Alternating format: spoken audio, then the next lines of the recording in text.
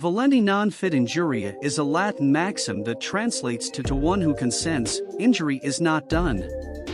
This principle is commonly used as a defense in tort law, which is a branch of law concerned with civil wrongs or injuries to individuals or property.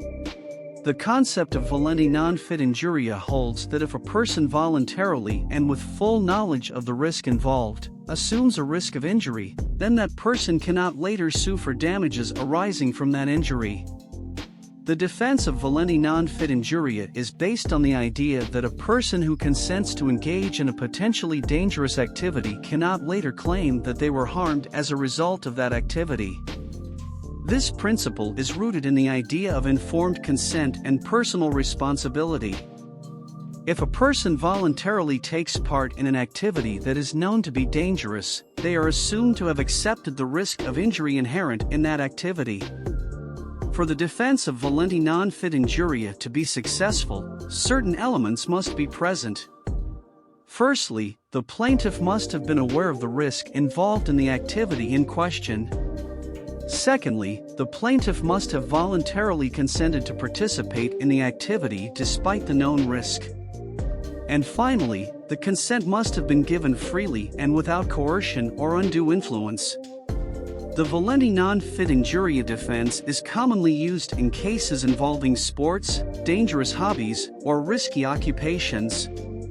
For example, a person who participates in a dangerous sport such as rock climbing or skydiving cannot later sue for damages if they are injured while participating in that sport. Similarly, a person who voluntarily engages in a dangerous occupation such as a firefighter or construction worker cannot later sue for damages arising from injuries sustained in the course of their employment. Some important case laws.